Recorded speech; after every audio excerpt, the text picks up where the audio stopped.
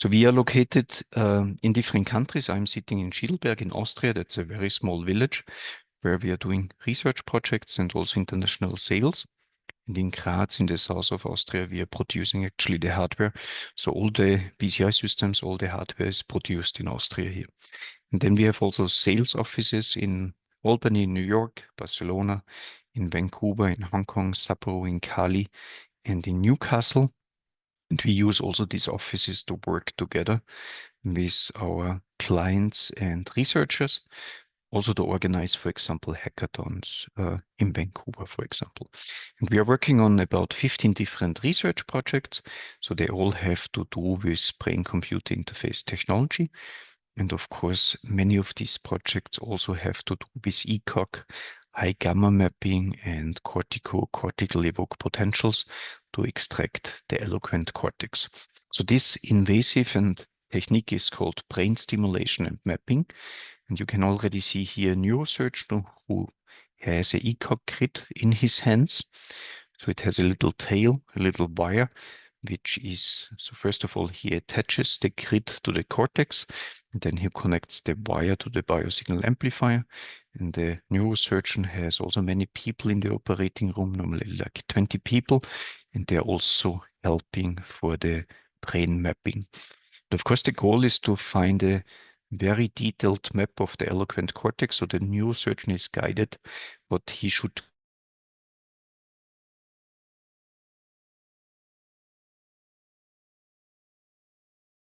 Neuromodulation is on top of that.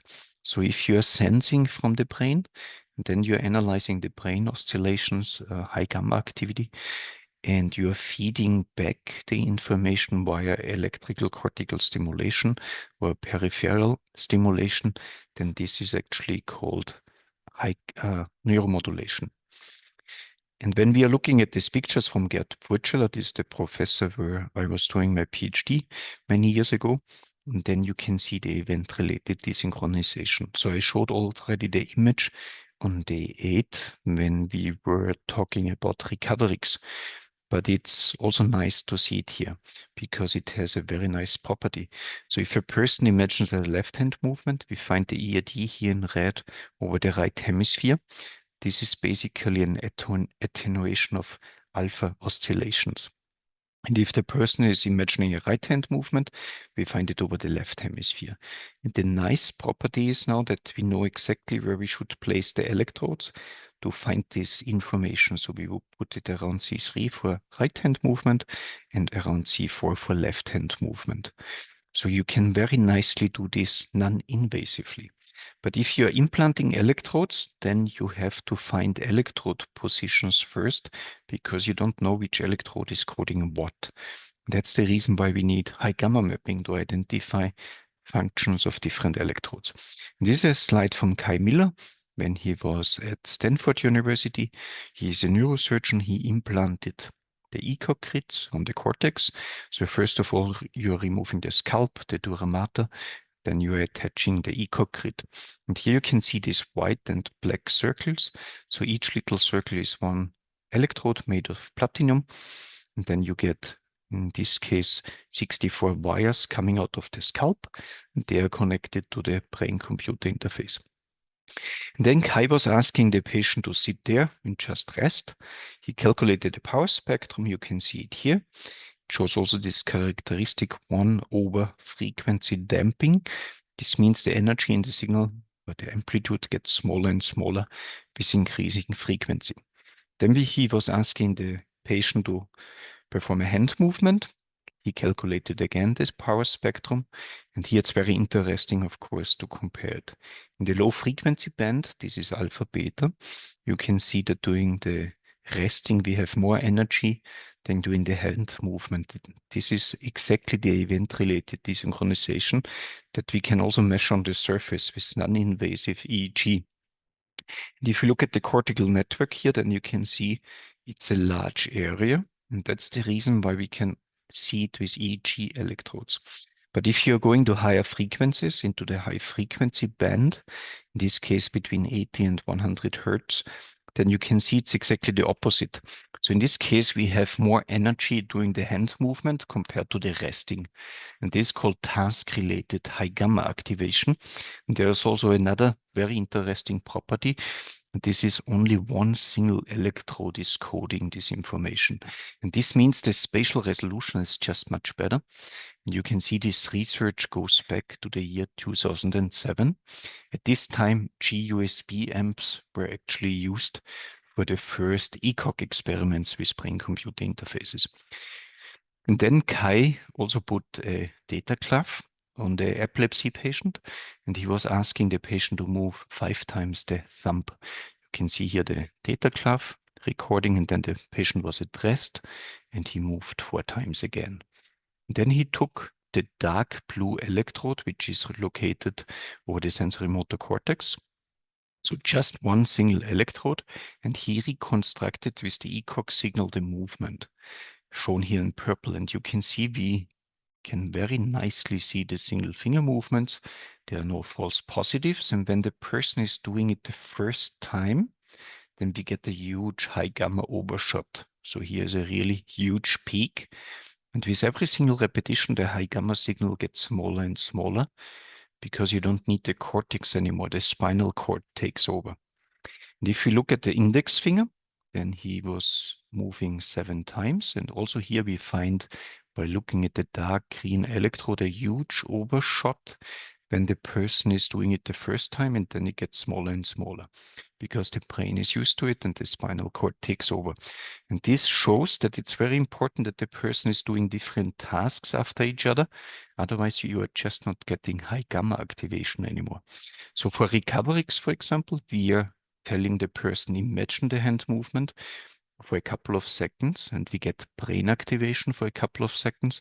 If I would ask patients to do repetitive hand movements, you wouldn't need the brain anymore. So I can move my hand and speak with you, and it would just automatically be performed, and I wouldn't get brain activation. So this is not what I want to have. And this is, of course, crucial information for designing brain-computer interface experiments, because you must be able to see something in the brain. And very nice here is also that we can do it for the little finger. So patient was moving a couple of times, and even in the high gamma signal, we can see the number of repetitions very nicely. So this was a study about 20 years ago, and that showed the very nice spatial resolution of ECoG, so that you can decode single fingers from each other. Nowadays, we already know with a pangolin system, with 1024 channels, we can also do similar studies. Of course, the ECoG is still better. Nevertheless, we have opportunities with EEG surface electrodes to do similar tasks. This is also interesting for today. So there's different resolution what you can achieve with electrodes. So on top, maybe there's the magnetoencephalogram. So in this case, the sensor is not even touching the head. You are measuring magnetic fields. If we attach the sensor, for example, the Scarabeo electrode, the Sahara electrode, to the scalp, then we can do an EEG recording. In this case, you need a contact with a pretty low impedance to be able to measure electrical voltage. And then you can find the skull, the dura mater, this white skin around the cortex. And if you're putting the ECoG electrode on top, then it's called epidural recording. If you're putting the ECoG electrode below, then it's called subdural recording. So most of the experiments are done subdural, so the dura mater is removed, because it has the advantage for the neurosurgeon that he can just slip it in. So the dura mater is not fixed on the brain. There's the cerebrospinal fluid in between, and you can more or less just stick it in. It's different for the epidural ECoG because the dura mater is somehow fixed to the bone, to the skull above. So you have to scratch off the dura mater first of the bone, which can be a bloody procedure, and then you can stick it in. So it's not really easier or safer to have it above, and of course then you have a kind of skin in between your recording and the cortex. And that's the reason why most of the people actually do it subdural. And if you are taking a Utah array or another array with very fine needles, then we are speaking of spike recordings because these needles are so small that we can record single cells. So you could also just take a wire and remove the insulation and you can stick it in and then you get the wire recording. If you twist 4 wires together, then you are creating a tetrode. So you are recording from 4 wires. This is very often used with mice, for example, because the brain is so small. For humans or monkeys, people are using the Utah array with, for example, 100 contacts, and then you get 100 cables that you connect to the biosignal amplifier. And if you stick in the electrodes into the brain, then it's called stereo-EEG. This has nothing to do with Bose system, with stereo audio, left and right ear. This comes from stereotactic pointer because you need a mechanical device that's guiding the insertion of the stereo-EEG electrode into the brain. Because at the end, you have to find a certain landmark.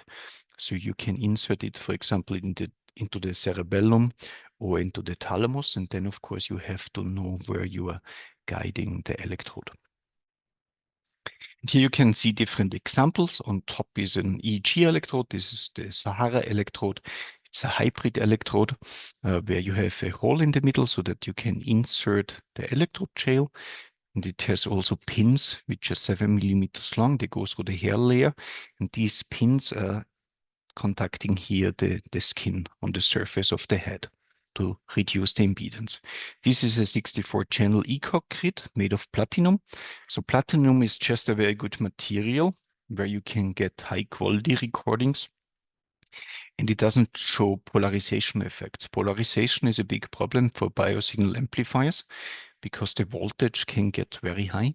If you use, for example, gold, then it can be a couple of 100 millivolts and it can saturate your amplifier. This doesn't happen with platinum.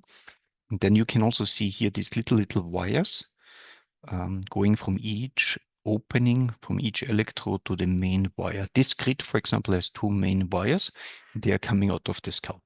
And that's a stereo-EEG electrode. You can see here these little electrode contacts. So here's one, on the tip is one, here's one.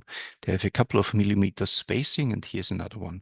So this one has, for example, 1, 2, 3, 4, 5, 6, 7, 8 contacts. And then you can do a bipolar recording, which means you're recording from here versus here. And the advantage of stereo is, of course, that you make a borehole, just a few millimeters, and then you can insert it, so you don't have to remove the skull. And here's next video of actually the first brain-computer interface experiment with an ECoG signal done at University of Washington by Eric Luthert and Gerwin Schalk. And they used our G.USB amp at this time. So this device was developed for doing actually invasive brain-computer interface experiments. At this time, all the EEG amplifiers which were used in hospitals didn't have the resolution. So this means the cutoff frequency was around 80 hertz. And then, of course, you cannot really measure high gamma activation. And this is actually still the case for clinical ECoG systems, that they have a very low cutoff frequency. And the resolution is not good enough to capture very high gamma.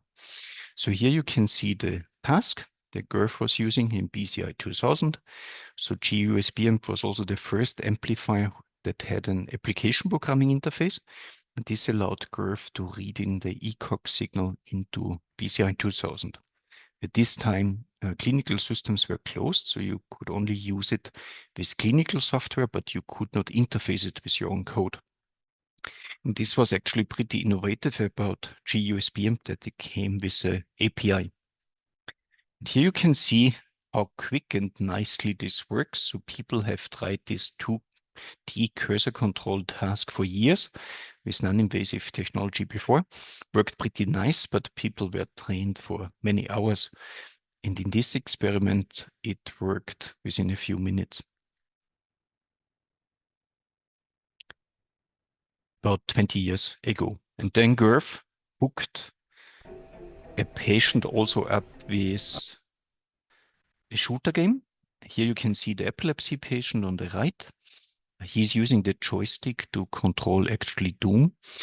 So to move around in the virtual environment. On the left-hand side, you can see the ECoG recording, 64 channel grid over the sensory motor cortex. And with the ECoG signal, he can actually fire.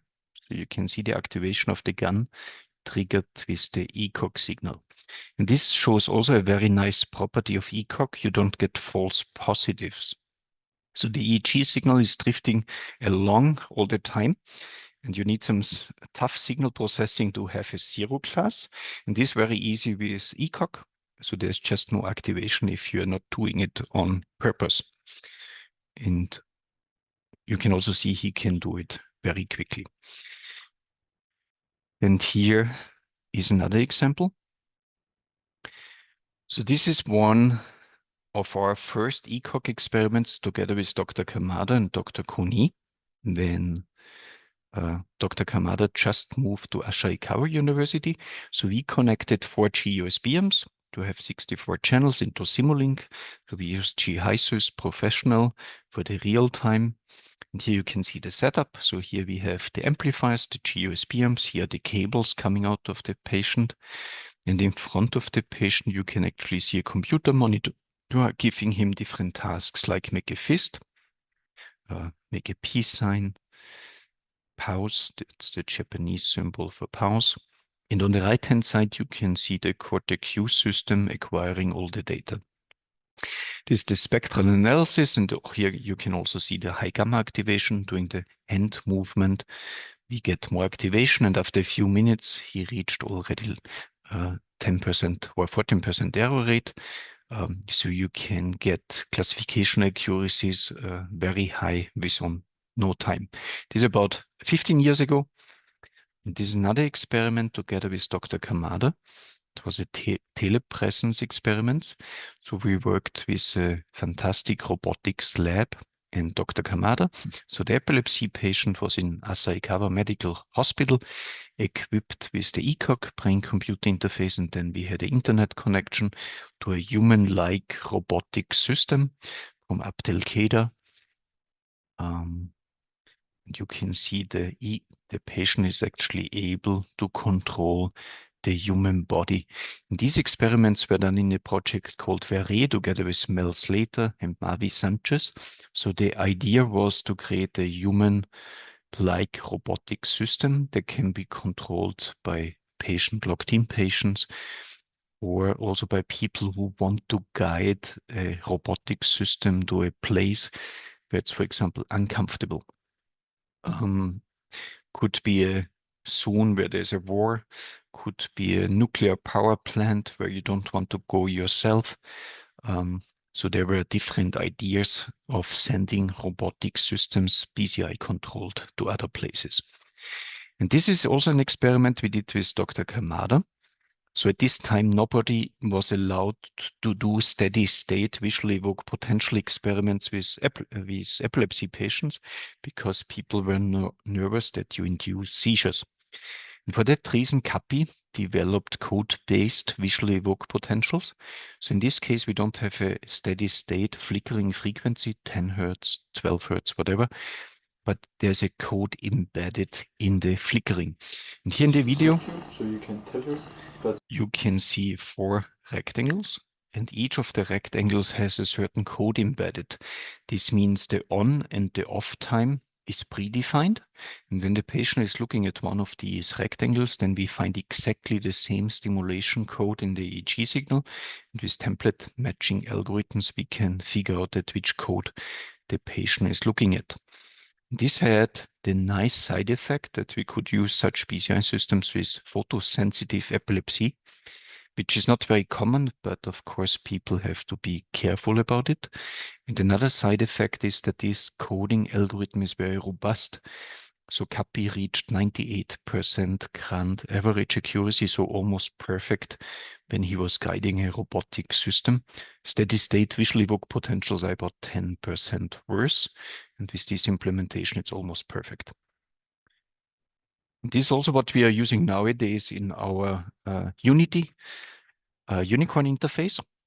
that many people used also in the hackathon, and you have seen we need only like 20 seconds of calibration, and then you can already do an experiment. And many of you worked also in the hackathon, and this is actually the recording of the hand pose data set. You can see the setup again in the hospital. Patient is seated in a chair. This is the BCI system or the cortiQ system. And then the person is doing different hand movements, triggered with the computer monitor in front of the patient. And here we are already seeing cortiQ high gamma mapping. So the red bubbles are telling us where, for example, the P sign is located, the hand region is located. And we find also here an activation of the temporal base. This is super interesting because the patient gets visual information on the computer monitor. So at this time, we more thought this is an artifact because nobody had an idea what the meaning of the activation here on the temporal base is. In the meantime, after many studies, we know this is the phase region, a region that's sensitive for color, black and white for shapes. Nobody knew it, and people resected the temporal base. This had, for example, the consequence that people didn't recognize faces anymore. So pretty bad for the patient. So this was a short playback of history. And here you can see our first cortiQ version that came out about 10 years ago. It consisted of a G-Hype amplifier with 256 channels so that you can insert a couple of ECoG grids on the epilepsy or tumor patient. Then you can see it here, the high gamma mapping software. There was also a computer screen included, which was positioned in front of the patient where we presented the tasks. This is now cortiQ 2.0. So it still has the 256 channel IAMP biosignal amplifier and the computer running cortiQ and also the screen to give instructions to the patients. But in addition, it has also an electrical cortical stimulator. And this allows us to stimulate into certain cortical regions. And the stimulator is connected with this switching unit to the biosignal amplifier. And this allows us to select the stimulation channels inside cortiQ. So we can select, for example, that we want to stimulate electrode 17 versus 54. The switching unit selects it and the stimulus goes exactly to this position. And this allows us to do closed loop neuromodulation experiments and also CCEPs, cortico-cortical evoked potentials. And today you will hear a lot about that. Here you can also see how the electrode connection is done. This is, for example, a 20-channel ECoG grid, 1 centimeter center to center spacing of the electrodes. Then you can see that it goes all together into one cable. This is a so-called pigtail connector. Then you have to insert this little wire into the connector here, and you can connect it to the biosignal amplifier with 1.5 safety connectors. It just takes some time to insert 20 or even 256 channels. And of course, you can also make errors by just exchanging cables. And then your mapping result or your BCI system would be wrong. So here you can see the electrode connector box where you have to insert them. And we have also a fast connector box.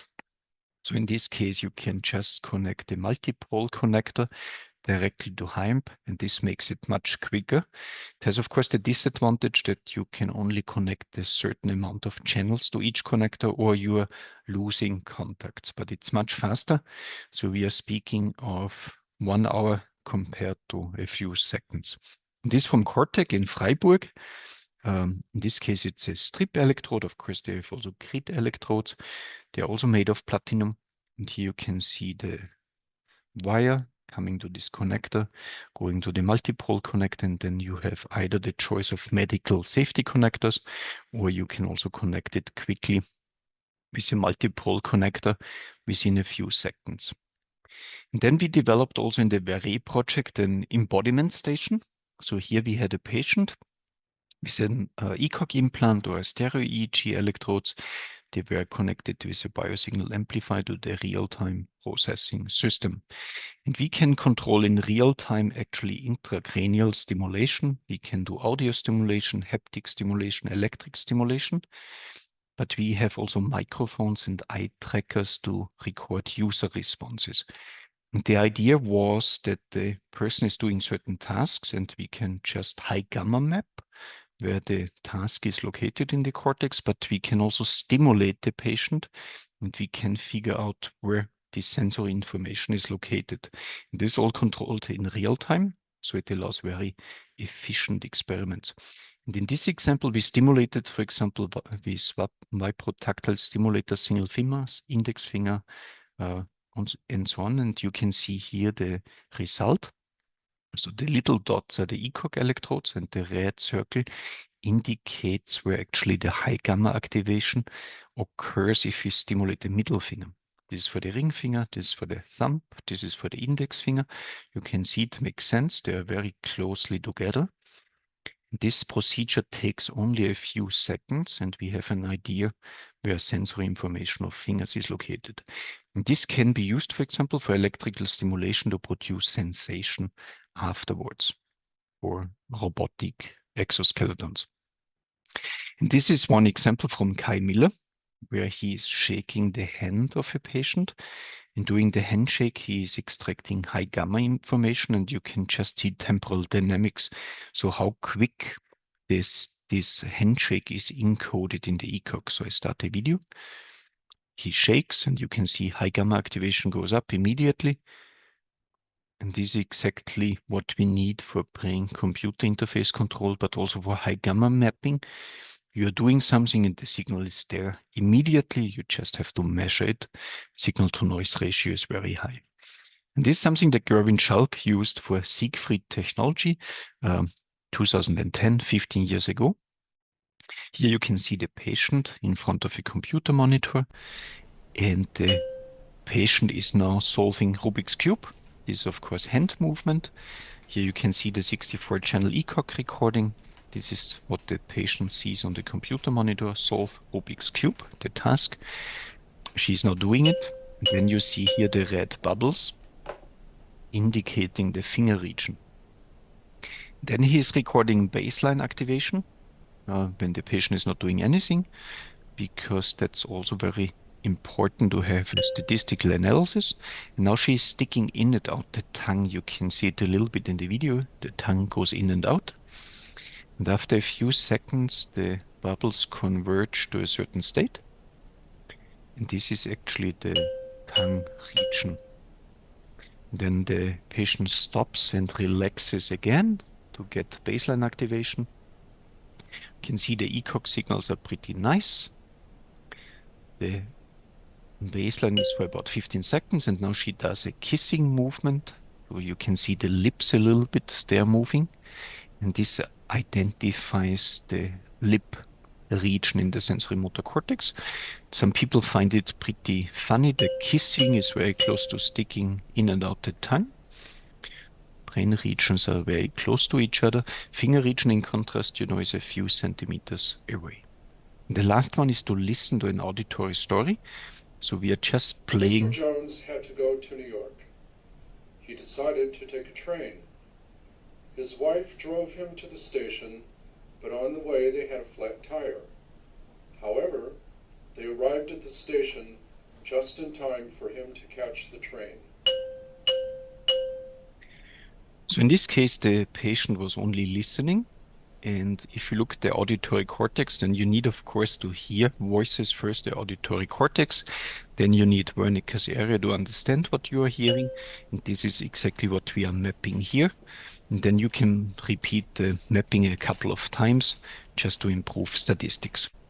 And this is something that we put into a medical product that's called cortiQ. So it's medically approved in whole Europe, in the US, in Canada, in Australia and New Zealand. So there are many countries where it's a medical product. So people can already use it in the hospital. Yesterday, we had also a talk from Israel where they are using it in the hospital to identify the eloquent cortex. So I can also run the video that you can see how the first version of cortiQ actually looked like. That's an epilepsy patient with with a couple of electrode implants. Here's one here, also on the temporal base, bottom of the brain. And at the moment, the patient is relaxing to get high gamma activation. And then the patient is looking at the screen. He sees the face with the tongue and he starts to move in and out the tongue. And temporal dynamics are super interesting. So first of all, we get an activation here on the temporal base because the patient is seeing the face. And afterwards, we get an activation of the tongue region located here. So this temporal base is actually the region that people didn't know beforehand, before we had cortiQ, was just ignored. Next one is to listen.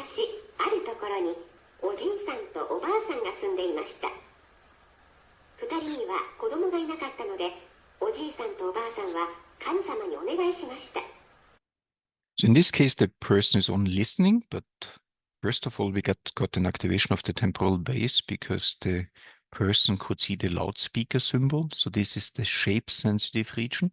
And afterwards, we got the auditory cortex. And now he's solving Rubik's Cube. So first of all, we get the shape region because it's a cube, and the color-sensitive region here on the temporal base. And after a few seconds, we have finger region again over the sensory motor cortex. You have seen after about 2 minutes, the eloquent cortex is identified.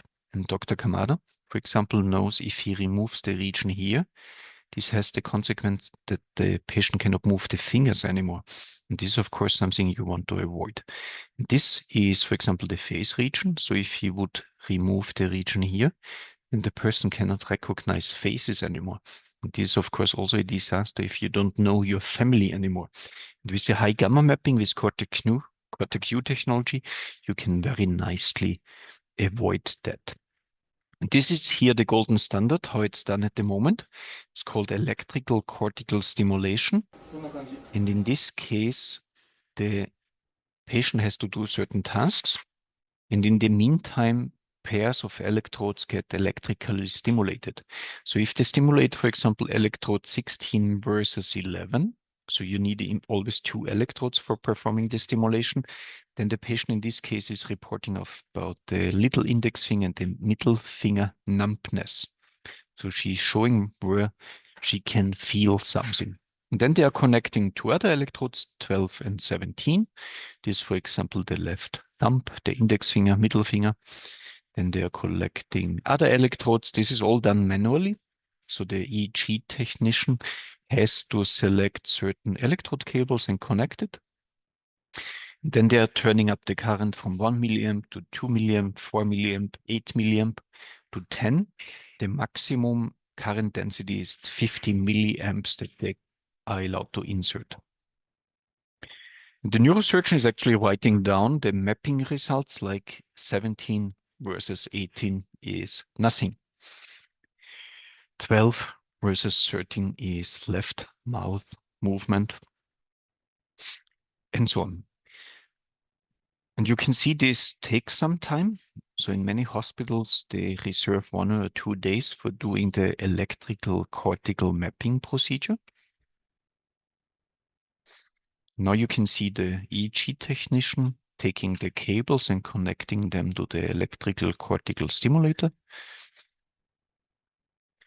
And this is now language mapping. So Dr. Kamada shows different images to the patient, and the patient has to name them. Train, I don't know what this is, syringe. And in the meantime, they try to find Broca's area and to interrupt it with the current so that she cannot name it anymore. And here you can actually see that they induced a seizure because they turned up the current too much. This is, of course, something that you want to avoid because it's horrible for the patient to have a seizure and also for the neurosurgeon and the whole team. They don't want to have it because they have to stop the mapping procedure and continue in another day. So it's delaying everything for a long time. With cortiQ, you cannot induce seizures because we are just measuring high gamma activation. So it's not injecting current. And we work together also with Dr. Anthony Ridaccio from Albany Medical College. At the moment, he is at Mayo Clinic in Florida. And his paradigm was to ask the person to relax, to solve Rubik's Cube, to stick out the tongue, to listen to a story, and to do a kissing movement. So you get the eloquent cortex of these 4 functions after a few minutes. And together with Dr. Kamada, we worked on the Kamada paradigm. So he does solving Rubik's Cube, reading a Japanese story, mental calculation, 300 minus 3, listening to a Japanese story in this case. Of course, you can put in different videos and sounds in different languages if there's a patient coming from another nation, and the relaxation command in Japanese characters. This is one example from Larry Hirsch from Yale University when he applied the Ridaccio paradigm with an epilepsy patient. And here you can see, for example, the activation in this patient for hand movement, for kissing, for tongue movement. Again, it's very close to each other, and the auditory cortex for listening. And this is printed out, goes to the neurosurgeon during the surgery, and then they have an idea what they should not resect. So we have very important installation sites, so the map has to be updated, but it's already used in hospitals. And you can also do SEP mapping with high gamma systems. So in this case, we put either vibro-tactile stimulators on single fingers, or we did median nerve stimulation with our eStim Pro. So we just injected the electrical current to the nerve so that you get the finger movement. This is the standard procedure in hospitals and also in operating room for somatosensory evoked potential mapping. The nice thing is that you can do it with ECoG signals very quickly. So they are stimulating, in this case, the median nerve with a small current. Then we are calculating EPs. And in the video, you can just see how quickly this goes. 1 shot, 2 shots, 3, 4, and we already have a nice SCP. So it takes a few seconds until you get it. And here you can also see the phase reversal between the sensory and the motor cortex. So here you can see the evoked potential goes up. Also here it goes up, here it goes up, and here it goes down. And this is exactly the central sulcus. So this is the border between the sensory and the motor cortex. You can also see it here in the high gamma mapping. So blue and red coming from the sensory and the motor cortex. And in between is the central sulcus. This is overlaid to an MRI image. And here you can very nicely see the CS. And here you can see some results for one patient.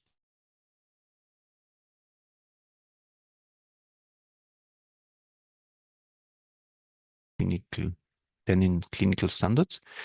And you can see the thumb is very nicely represented. This is the index finger, this is the middle finger, this is the ring finger, the little finger.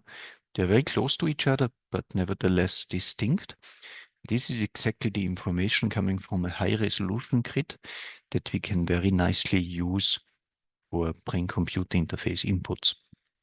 This sensory mapping, when we just stimulated the different fingers, thumb, index finger, middle finger, ring finger, little finger, also very distinct, and we could stimulate, for example, with electrical stimulation here to produce sensation. If you are controlling a robotic device, a robotic hand, this can give you the feedback. For that, it's just important that your electrode can do both sensing and stimulation, so the material must be correct. Platinum works very nice for stimulation and sensing. Other materials might be toxic if you are injecting current. That's another patient. You can actually see again the thumb, index finger, middle finger, ring finger, little finger. So for every patient, it looks distinct. And that's the reason why you have to do the mapping before. You have to find the positions where the high gamma signal is located before you can go ahead. And this is the sensory cortex again. You can also see it's distinct from the mapping before, but it makes fully sense because everything is located on the sensory cortex. So nothing is on the motor cortex indicated here in blue. And this is also very nice if you can validate it with anatomical landmarks or also with fMRI data. And this information is something that you can very nicely use for brain-computer interface experiments. Here, Dr. Kamada inserted the high resolution grid. So electrode center to center distance is much closer together, much smaller. This is something that we used in the VERE project to control a prosthetic hand. It's sitting here on the computer laptop. So the setup is that the computer screen gives the instruction to the epilepsy patient. Then the person in this case is really doing the movement. So I'm showing you the video that you understand what's going on and you can see how quickly everything is working. And then the brain-computer interface extracts the ECoG data and it controls the robotic hand. So I start the video. So the person makes a peace sign, the robotic hand copies the peace sign. You can see there are almost no false positives in between. If the person is not doing something, the robotic hand is stable, fingers are straight, peace sign again, robotic hand makes the peace sign. And very interesting is also that we can extract the ECoG signal faster than the robotic hand is actually reacting. And this is exactly what we want to have for controlling exoskeletons or human-like robotic devices. We need fine motoric BCI control. And this is just the first experiment, so you don't have to train patients, you can just use it right away. Very interesting is actually second 28. You have to watch very careful because the patient is going to make a mistake. So the next one is a mistake, watch careful. Instruction is peace, she makes a fist and also the robotic hand makes the fist. I can repeat it again. Watch careful, the next one is the mistake. Peace, fist, fist. This is exactly what we want to achieve because it shows perfect embodiment, but it also shows that sometimes patients are making a mistake. So you cannot expect the brain-computer interface accuracy to be always 100% because sometimes patients are just doing something else. But nevertheless, it's perfect embodiment that we achieved here, and this is exactly what we want. Then Nuri Firat-Ince, when he was at University of Houston, was also doing a very interesting experiment. So he got the ECoG grid from cortiQ in Germany. You can see here the grid has macro and micro electrodes. So the macro electrodes are spaced 1 centimeter apart, and in between they always placed 1 micro electrode. So he had bigger and smaller electrodes, but the spatial resolution was very nice. And then he put a data cloth and a camera onto one of the epilepsy patients, and people were supposed to move a couple of times, and he tracked in G-HISUS the hand movements and also the ECoG signal. If we look at the diagram here, in the standard high frequency band between 60 and 280 Hertz, then we find a standard activation, high gamma activation after the movement onset. Takes about half a second. You can nicely see here the amplitude increase of the high gamma signal. This is the ERD, in this case in blue. So the colors are exactly inverted to what Purcell was doing all the time.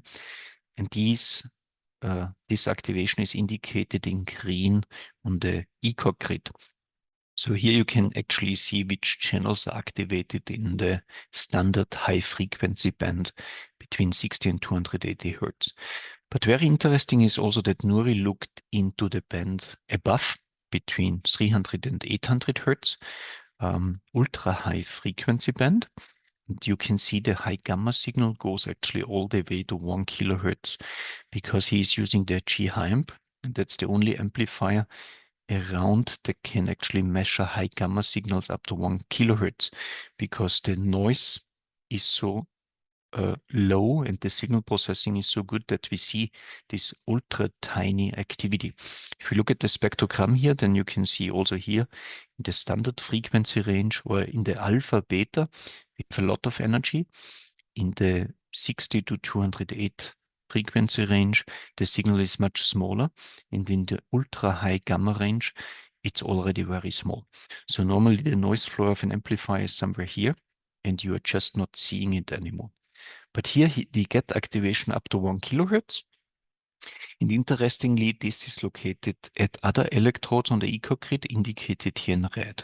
So you get more information, more spatial resolution if you are looking at higher frequencies. And this is possible because we are sampling inside HIMP with 640 kilohertz. So the sampling rate is very, very high. And then we have a digital signal processor, a DSP inside, which does all the oversampling to 2400 hertz. This is the readout frequency that we use for the ECoG signal processing. And this increases the signal to noise ratio by the oversampling factor. This means all the noise is suppressed by this oversampling factor. That's the reason why we see the high gamma signals up to 1 kilohertz. And then we are also using 24-bit ADCs, which gives a lot of additional resolution. Many of the systems even work with 12-bit, especially the spike systems have very often 12-bit. We have also 2 co-processors into HIMP, which are doing an ultra-steep anti-aliasing filtering. And this increases again the signal-to-noise ratio. And with all that together, we can record even up to 1 kilohertz because the ultra-high gamma is not hidden in the noise floor. And this is super important for CCEPs, cortico-cortical evoked potentials, because they are very small and it's difficult to record them. But with our setup, we just get very nice results. And with that, I would like to end my presentation. I hope you got a nice overview while we are doing it, how we are doing it. There's one question. Soinik wants to know, after the removal of the implanted electrodes, how the brain tissue of those areas work actually. So if we remove the ECoG electrode, then it has no effect on the brain at all. So it just continues to work. You don't see any effect. If you insert the stereo electrodes, Adam Hepp, for example, already reported about that. It's not really a problem if you're not hitting a blood vessel. So if the stereo electrode goes through a blood vessel, you get bleeding, can be problematic, but before they do the surgery, they plan it very carefully. Maybe you remember Adam inserted, for example, one stereo electrode from the other side, just to avoid the blood vessels. So a careful planning is important.